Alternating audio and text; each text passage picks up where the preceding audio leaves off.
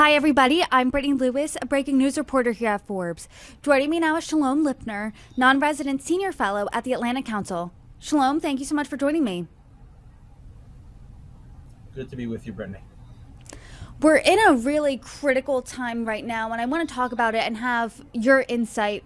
Top leaders of both Hamas and Hezbollah were killed within the last week as tensions continue to rise in the Middle East. And there are concerns of an all-out, wider regional war. So first, can you talk about the moment that we're in right now? As I was saying, I think when we were talking earlier, I think that we can characterize it as some sort of deafening silence right now with, the protagonists or maybe the world at large waiting for the other shoes to drop after the killings that we saw last week and the threats of retaliation from the parties in the region against Israel right now. One can easily imagine, Hezbollah and Iran enjoying this moment right now, where Israelis are sort of running around in this, sense, waiting. When will it happen? When will it happen? The feelings here in Israel, where I'm speaking to you from, are complex right now. The assumption is that, in this period now, until we see that response that has been, has been promised, that that the parties are sort of coordinating that response amongst themselves. I mean, we know that in Beirut they're talking with people in Tehran and the Houthis and Yemen. All these parties together are sort of have indicated that they would want to be involved in this kind of response toward Israel right now, and there's that conversation going on.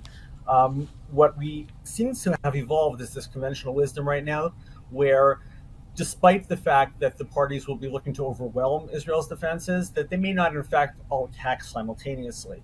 The feeling is that Hezbollah will sort of mount some kind of attack from the north in the nearer term, and that the Iranians conceivably will wait to see what the fallout from that looks like. How Israel considers responding, what things are actually hit, and then determine their response.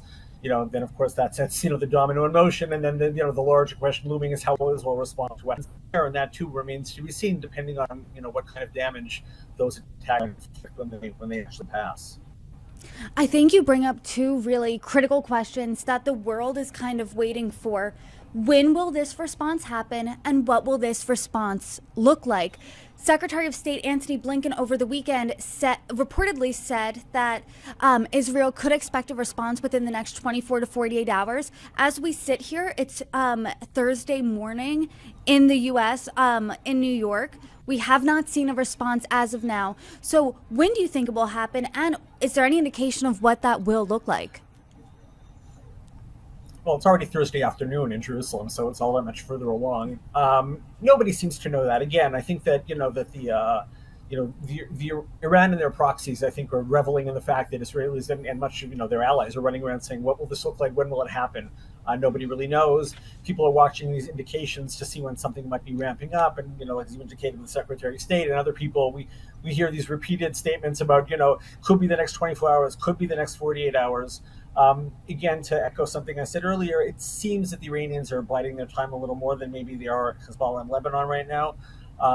There is a massive global sort of pressure campaign on Tehran right now to scale down what that response would look like, even including the head of the National Security Council from Moscow, who came in and, by all accounts, scale larger into a larger regional or global war of any sort like that.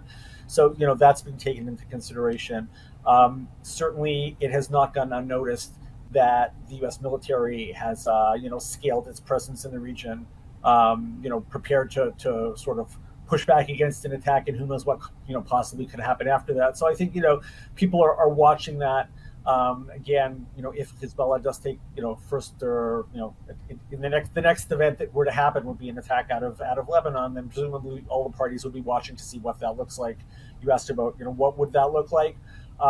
The thinking is among most people right now that, based on sort of the lay of the land and statements that people have made, that they would be looking to strike military targets, conceivably dual use infrastructures, issues like that, and in all likelihood, to the extent possible, although you can never calculate these things entirely precisely, to stay away from things that are defined as civilian targets. The thinking being, to the extent we can talk about legitimacy, that's certainly seen as something more legitimate.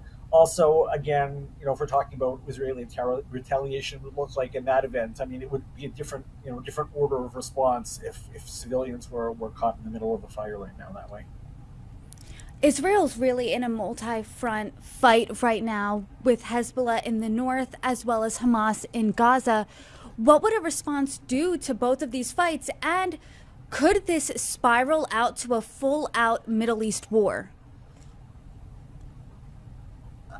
There's always that risk, but I mean, and certainly you point to something that is very much true, is the sort of the interactivity between these different theaters right now.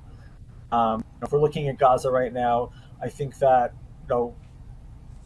by all accounts, again, and remains to be seen that it actually plays out this way. But there's certainly talk. The Secretary again, Secretary Blinken, talked about the negotiations on a hostage deal and a ceasefire moving into their final stages. Israel seems to be sort of scaling down its military operations right now. There's not a broad debate about the end game there, even though that would be very much something that would be useful as well. So there's certainly a hope that as much, well, they could spiral out of control and become a much larger conflagration. Maybe there's at the same time this sort of hope that maybe there would be some sort of surprise on the deal there, and then it would have the reverse effect. Originally when Hezbollah got involved in Lebanon, they said they were only here in support of the Gaza situation. If there was a settlement there, then they would stand down. Maybe that would have an effect on Iranians, on the Iranian forces. So I mean, we see that pendulum swing in both directions, where the theater is very much connected, but that could be just as much an opportunity as as a risk.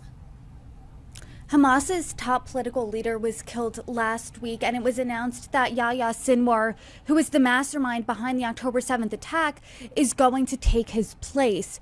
What do you think the implications are here? Well, I mean, I think that there was very much a problem there in terms of the procedural aspects of selecting a successor, and this was something off the shelf. I think that we're looking at dwindling leadership ranks within Hamas as a result of the Gaza campaign, as a result of strikes against their leaders in other places that we're talking about.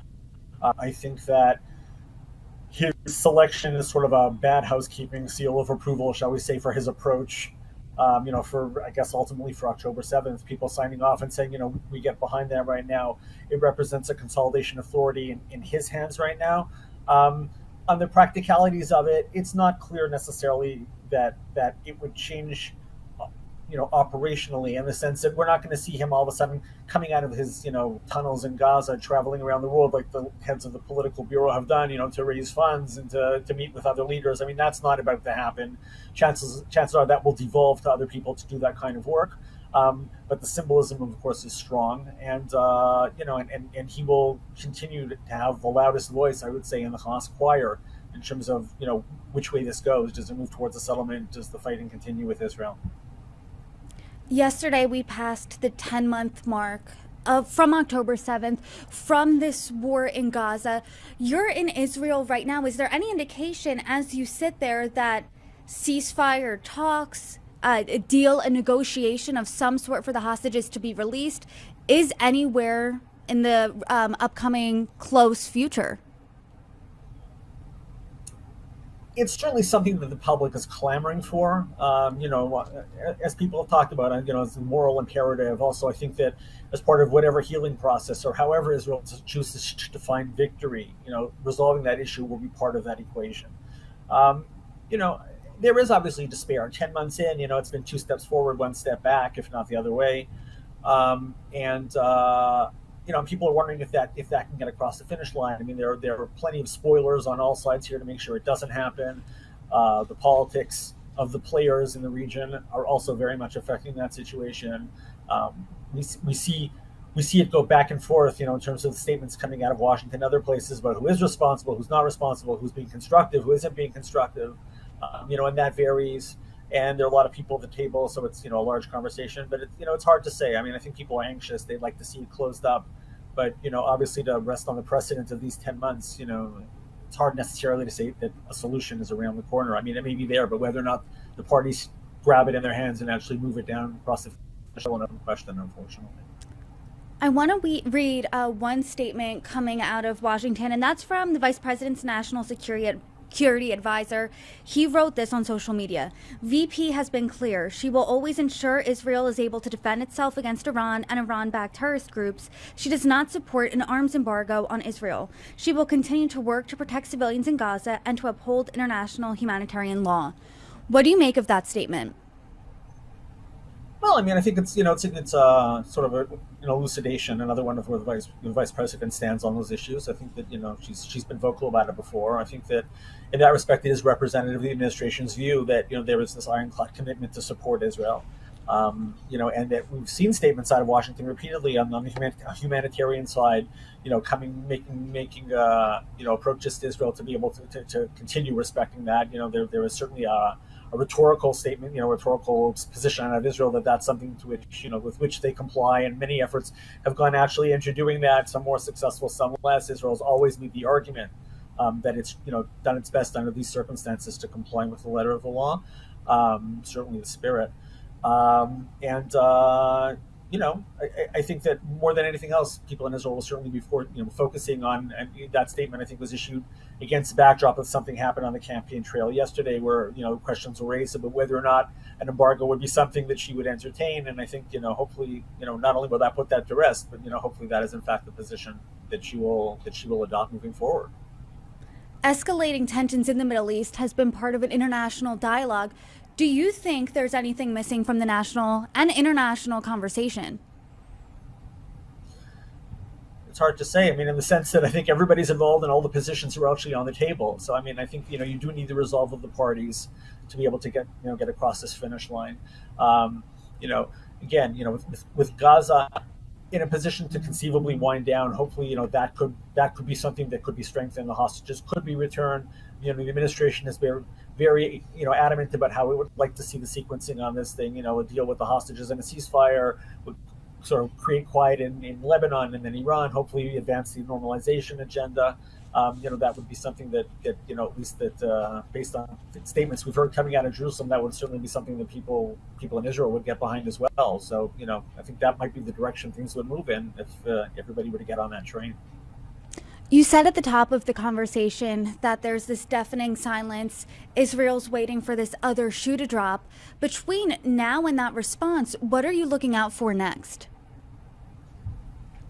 Well, I mean, certainly signs on the ground in terms of, deployments and troop movement and that kind of thing. The Israeli conversation is if in the initial stages, I think there was more this sort of sense of impending doom. I mean, people have sort of fallen back on their other foot now, saying that that as terrible as the attack, the events were in April, on April 13th, 14th, when there was that strike out of Iran. With the help of the global coalition, people in the region, the United States, other people as well, other countries as well. Since that was repelled almost hermetically, there's a sense people say that being prepared for this is something they can bear, and there is large discussion of of what will the response to be. Israel's response be after the fact, which nobody, again, will be calibrated, I think, based on how that plays out. So nobody really knows. But now you hear talk of Prime Minister Netanyahu as well as talking about Israel being prepared offensively and defensively. There is a sort of a sub discourse here about whether or not Israel should actually preempt instead of sitting around idle waiting for someone to take pot shots at it and then responding to that. So I think people are there's a resilience. Restless. People are restless, nervous. I don't think that there's a sense that all is lost, but there was certainly an anxiety towards what the next stages will look like, and as we started our conversation, when that will actually start to happen. Well, certainly as we see developments in the Middle East, in Israel, I hope you come back on and join me and break them down. Shalom Lipner, thank you so much for joining me today. I appreciate the conversation. It's good to be with you.